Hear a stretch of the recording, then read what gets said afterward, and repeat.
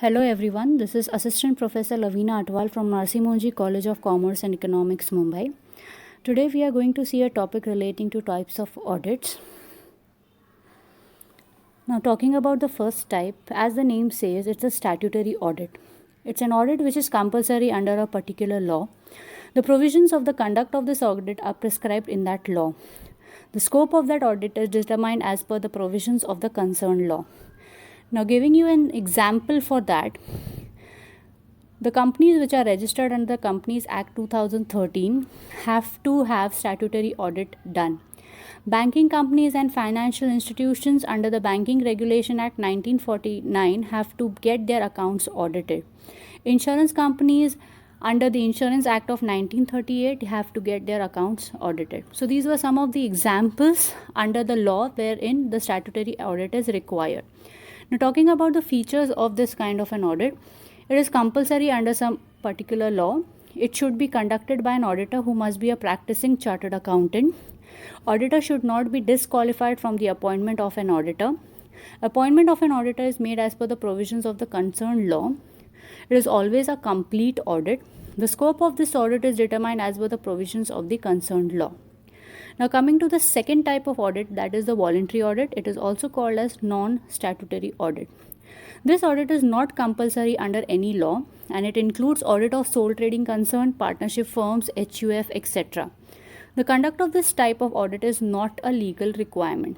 The main objective of this kind of audit is mainly for sanctioning of loans, grants, etc., and to ensure that the books are free from errors and frauds. Features of this kind of an audit include: it is not compulsory under any law.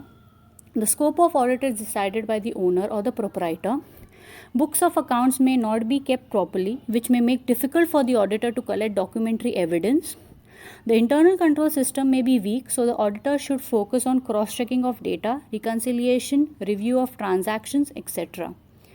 Audit planning is very simple as there are limited and similar transactions. Auditor should obtain a written certificate from the owner stating that the accounting records are complete and accurate.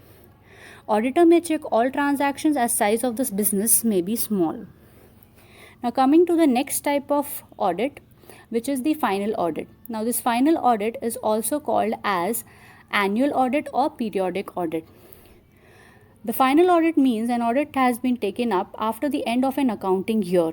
The audit work begins only after the books of accounts are balanced, closed, and complete. The auditor visits the client's office only once the accounting year ends. He may resort to test checking as no books had been checked earlier and the volume of transaction is large. This audit is suitable for small business as it is less expensive. However, it may not be as accurate as the other type of audit. Final audit should not be used in the following situations. First, when a large-scale organization is there and the volume of transaction is large and complex. B, organization's internal control and internal check system is weak. Talking about the advantages of this type of audit, it's less expensive. It does not disturb the routine auditing work. No alterations in the figures can be done because the auditing will be done at the end of the accounting year.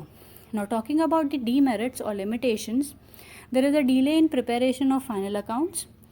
Late dividends may be given to the shareholders. There is no moral check on the employees. The checking may be done on the basis of sample. That means there is a risk of material transaction getting missed from the checking. There is uneven workload for the audit staff. There is no familiarity with the client's business because the auditor visits the client's office only once in a year, that is the end of the accounting year. Now, coming to the next type of audit, which is complete opposite of the final audit, which is the continuous audit. Now, as the name says, it is done at regular intervals throughout the accounting year. In case of continuous audit, accounting and auditing is done simultaneously. The transactions are checked at the maximum earliest after they have occurred. The audit staff is occupied continuously during the whole year. However, it does not mean that audit is done on all 365 days.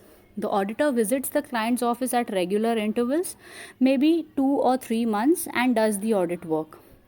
Continuous audit becomes necessary when there is large scale business organization and the number of transactions are very complex. Audited accounts need to be ready immediately after the end of the accounting year. Internal control system of the organization is weak, and if the management requires audited accounts monthly or quarterly for submitting it to authorities like stock exchanges, SEBI, etc. It may also be required if interim dividend needs to be declared.